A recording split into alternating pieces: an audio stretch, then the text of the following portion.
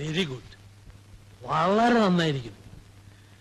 കുറച്ചു നേരം മനസ്സുകൊണ്ട് ഞാൻ എവിടേക്കോ പോയി. സ്വയം മറക്കുന്ന ചില നിമിഷങ്ങളാ സംഗീതം കൊണ്ട് കിട്ടുന്നത്.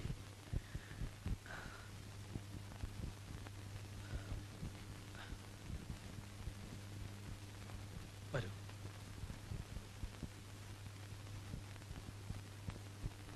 അല്ല, ഈ വേലയൊക്കെ കയ്യിലിരുന്നിട്ടും താനെന്തര ഈ കൂലിപ്പണിക്ക് നടക്കുന്നത്?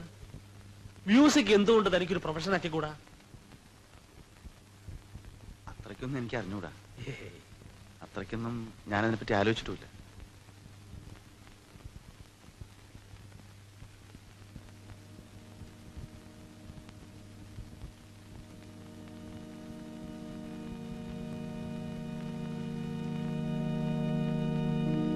ഒരു അനാഥാലയത്തിലാണ് ഞാൻ വളർന്നത്.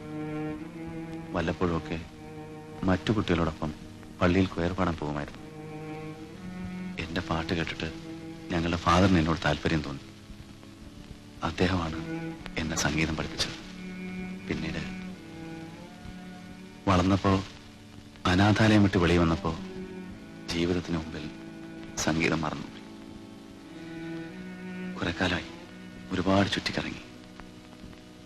പരിചയിച്ചൊരു തൊഴിലോ പരിചയമുള്ള ആളുകളോ എനിക്കില്ലായിരുന്നു. ഒടുവിൽ വിശന്നപ്പോ ആരോഗ്യമുള്ളതുകൊണ്ട് കൂലിപ്പണിക്കിറങ്ങി.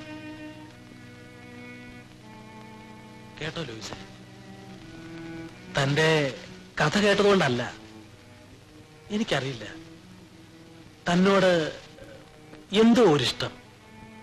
ഒരുപാട് കാലമായിട്ട് ഒരു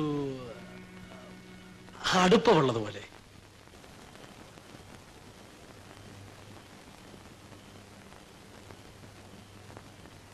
വലിയ കുഴപ്പമില്ലല്ലേ? ഏയ്, ഉഷാറായിട്ടുണ്ട്.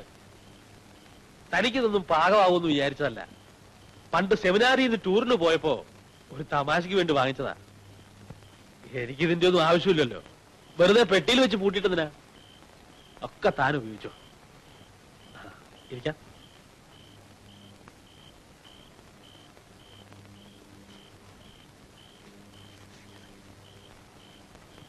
അല്പം വൈൻ കഴിക്കല്ലേ? ഇന്ന് തന്നെ കണ്ടപ്പോ, താൻ തന്റെ കഥ പറഞ്ഞപ്പോ അറിയാതെ ഞാനിങ്ങ് എക്സൈറ്റഡ് ആയി.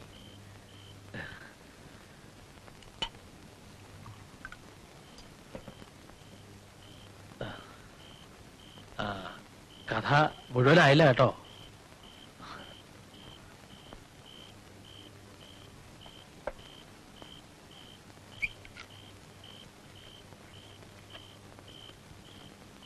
ഒരിക്കൽ അനാഥാലയത്തിലെ ഒരു ഫംഗ്ഷൻ ഉദ്ഘാടനം ചെയ്യാൻ ഒരു സ്ത്രീ വന്നു. പട്ടുസാരി ഉടുത്ത, മുടി ബോബ് ചെയ്ത ഒരു സൊസൈറ്റി ലേഡി.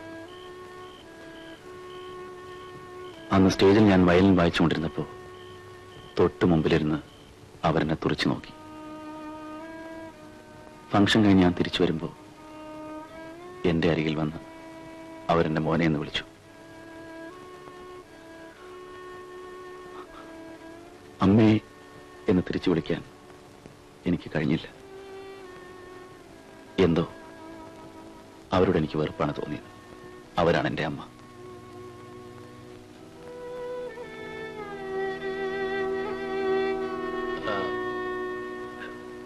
കേട്ടോ ലൂയിസേ, ഈ പള്ളിക്ക് പുറത്തു നിന്ന്, അതായത് ഈ കാനഡയിൽ നിന്നും മറ്റും ഗ്രാന്റ് കിട്ടുന്നുണ്ട്. ഈ ചാരിറ്റീസിന് വേണ്ടിയിട്ടാണ് അധികവും.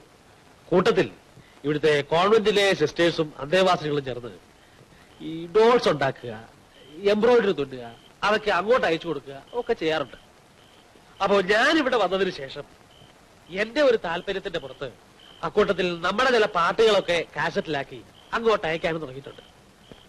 ഇതുവരെ ഞാൻ തന്നെയാണ് എഴുതുകയും കമ്പോസ് ചെയ്യുകയും ഒക്കെ ചെയ്തിരുന്നത്. പക്ഷെ എനിക്കൊരു കുഴപ്പമുണ്ട്. ഞാൻ എങ്ങനെയൊക്കെ ട്യൂൺ ചെയ്താലും അത് ഈ പള്ളിപ്പാട്ടിന്റെ ഒരു സ്റ്റൈലേ ആവും.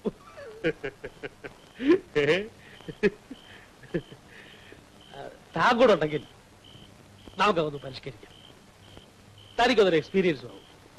എന്താ, എന്തു പറയുന്നു? അച്ഛന്റെ ഇഷ്ടം പോലെ. ആ, അപ്പോഴേ നാളെ മുതൽ എന്റെ കൂടെ ലൂയിസും ഉണ്ടാവും ഇവിടെ. എന്താ ആഹാരം വേണമെന്ന് ചോദിച്ചറിഞ്ഞ് ഉണ്ടാക്കി കൊടുക്കേണ്ടത് തന്റെ ചുമതലയാ. മനസ്സിലായില്ലേ? Cheers.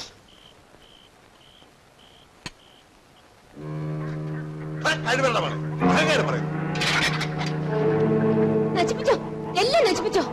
എന്നും അതല്ലേ പതിവുള്ളൂ. എന്റെ ഇഷ്ടം പോലെ ചെയ്തോ. അത് പക്ഷേ സ്വന്തം വീട്ടിൽ മതി. ഇത് ഞാനും എന്റെ മോനും കൂടി ഗതികെട്ട് ഇറന്നു വാങ്ങിയ സ്ഥലമാ. ഇവിടെ കയറി ഭരിക്കാൻ വരണ്ട. ഞാൻ നിന്റെ കെട്ടിയവനാ, അത് നീ മറക്കണ്ട. കെട്ടിയവൻ മുടിപ്പിക്കാനും കുത്തിക്കവരാനും മാത്രമായിട്ട് തോന്നുമ്പോ കയറി വരും. എനിക്ക് ഇഷ്ടമുള്ളപ്പോ ഞാൻ കയറി വരും. നിന്ന് കിണങ്ങണ്ട കാശ് എടുത്തതാ, എനിക്ക് വേറെ ജോലിയുണ്ട്. ചോദിക്കുമ്പോ എടുത്തു തരാനേ സമ്പാദിച്ച് കെട്ടി വെച്ചിരിക്കല്ലേ ഇവിടെ. ഒറ്റ പൈസ ഞാൻ തരില്ല. ചവിട്ടി ഞാൻ പാലും മുട്ട വിറ്റിട്ട് കാശ് നേടി കുഴിച്ചു മൂടിയോ എന്ന് തന്നെ വെച്ചോ. രാത്രിയും പകലും ഞാൻ കഷ്ടപ്പെട്ടുണ്ടാക്കുന്നതേ നിങ്ങൾക്ക് കണ്ടുപിടിച്ച് കളയാനല്ല. അവകാശം പറഞ്ഞു വന്നിരിക്കുന്നു. മനസ്സില്ല തരാൻ. കഴിവണവളെ, എന്നോട് കാശ് ഭരിക്കാൻ ഞാൻ നോക്കട്ടെ. നീ കാശ് തരുന്നില്ലേ? കൊണ്ടുപോയി കാശ്. ലാസറേ, എന്താ ലാസറേ ഇത്? നീ ഇങ്ങനെ തുടങ്ങിയ കുറെ കഷ്ടമാണ് കേട്ടോ. ഞാൻ പിന്നെ എന്ത് വേണമെന്ന് അച്ചു? എനിക്ക് ഇച്ചിരി കാശ് വേണമെങ്കിൽ കാല് പിടിക്കണോ? എപ്പോഴും നീ ഇങ്ങനെ വന്ന് കാശ് ചോദിച്ചാൽ അവളെ ഇവിടെ നിർത്തി തരാനല്ല സാറേ. നീ അവൾക്ക് ചെലവിനോ കൊടുക്കുന്നില്ല. കഷ്ടപ്പെട്ടിട്ടാണെങ്കിലും സമാധാനമായിട്ട് ജീവിക്കാൻ കൂടെ സമ്മതിക്കില്ലാന്ന് വെച്ചാൽ അച്ഛൻ ഈ ഭാരിച്ച കാര്യമൊന്നും അന്വേഷിക്കണ്ട.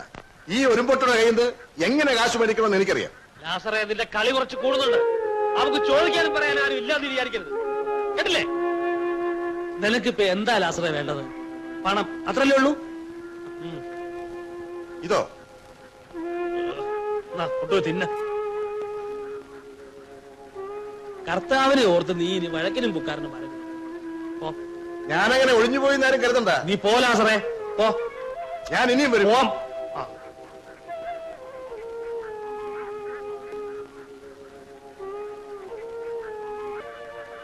നീ ഉടുപ്പിട്ടതുകൊണ്ട് രക്ഷപ്പെട്ടു.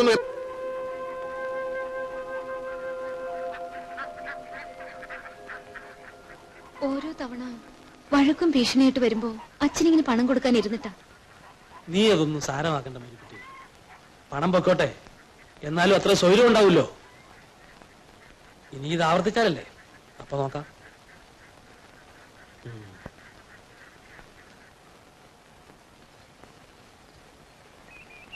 ഞാൻ കൂടെ മുൻകൈ എടുത്ത് നടത്തി കൊടുത്ത കല്യാണ. പക്ഷെ പറഞ്ഞിട്ടെന്താ, ആ ലാസർ ഉള്ള മുതൽ മുഴുവൻ മുടിപ്പിച്ചു. ചേച്ചിയെ മാത്രമല്ല അനിയത്തെയും കൂടെ നശിപ്പിക്കുമെന്നുള്ള പുറപ്പാടായപ്പോ പാവം തെരേസ രക്ഷപ്പെട്ട് ഓടിപ്പോന്നതാ. കന്യാസ്ത്രീ ആവാൻ ആ കുട്ടിയെ പ്രേരിപ്പിച്ചത് ചേച്ചിയുടെ ജീവിതം കണ്ടിട്ടുള്ള മടുപ്പാവും. പെട്ടെന്നായിരുന്നു തീരുമാനവും. അപ്പോ അവരുടെ അപ്പനും അമ്മയൊക്കെ? അമ്മ ചെറുപ്പത്തിലെ മരിച്ചു. പിന്നുള്ളത് അപ്പൻ പയലിച്ചേട്ടൻ, ഒരു പഞ്ചപാവം.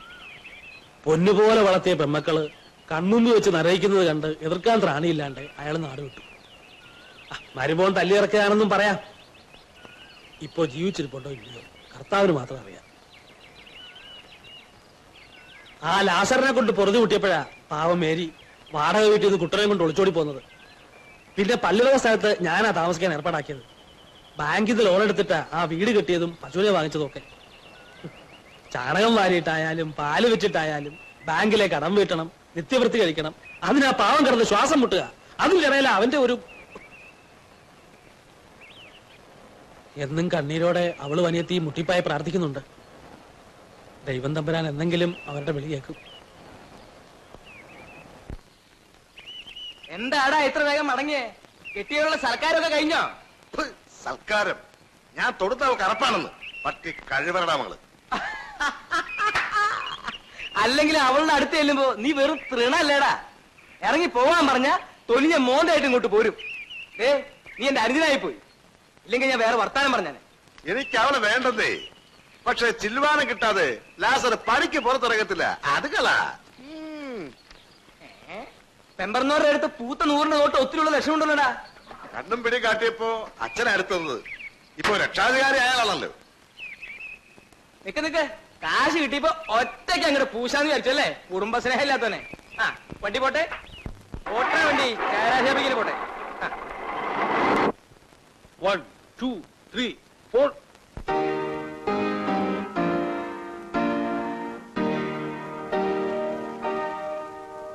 നീ എൻ സർവ്വ സൗന്ദര്യവും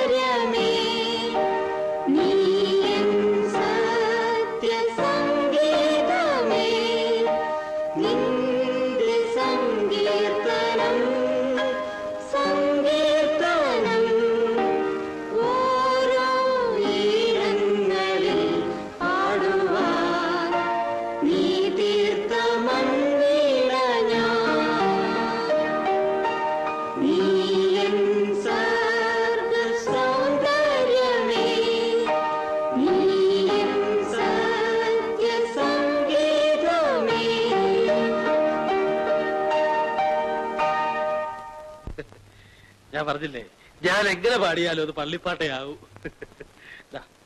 ഇത് താഴ്ന്നു നോക്കാം.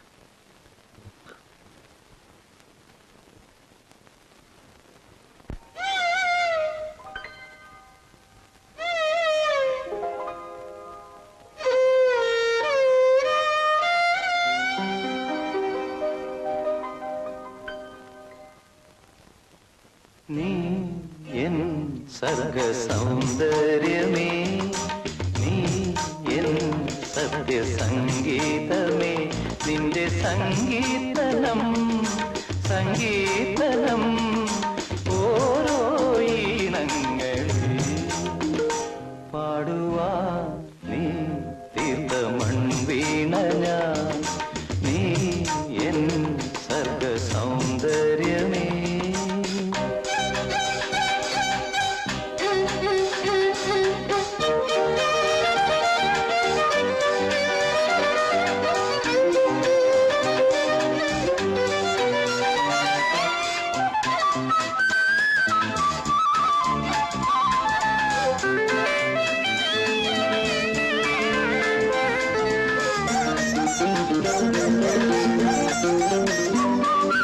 പൂമാനവും താഴെ ഈ ഭൂമിയും സ്നേഹലാവണ്യമേ നിന്റെ ദേവാലയം.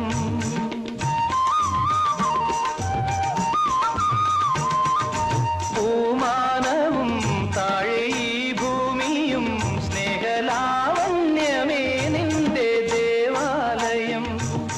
ഗോപുരം നീളെ ആയിരം ദീപം ഉരുകി ഉരുകി മെഴുകു തിരികൾ ചാർത്തും മധുരമൊഴികൾ കിളികൾ അതിനെ വാഴ്ത്തും. മെല്ലെ ഞാനും കൂടെ പാടുന്നു, നീ എൻ സർഗ സൗന്ദര്യമേ, നീ എൻ സത്യ സംഗീതമേ.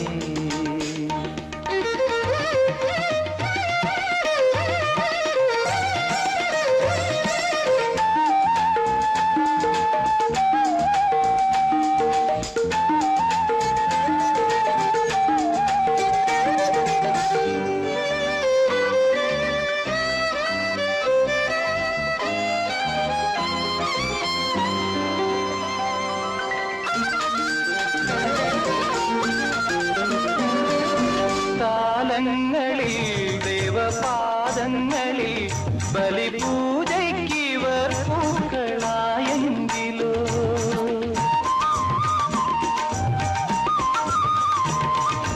താലങ്ങളിൽ ദേവപാദങ്ങളിൽ ബലിപൂജയ്ക്കിവർ പൂക്കളായെങ്കിലോ, പൂകളാകാം ആയിരം ജന്മം നിറുകിലിനിയ തുകിന കണിക ചാത്തി തൊഴുതു തൊഴുതു തരള മിഴികൾ ചിമ്മിപ്പൂവിൻ ജീവൻ തേടും സ്നേഹം നീ, നീ എൻ സർഗ സൗന്ദര്യമേ, നീ എൻ സത്യ സംഗീതമേ, നിന്റെ സംഗീതനം സംഗീതനം ഓരോ ഈണങ്ങളിൽ പാടുവാൻ നീ തീർത്ത മൺവീണ ഞാൻ, നീ എൻ സർഗ സൗന്ദര്യമേ.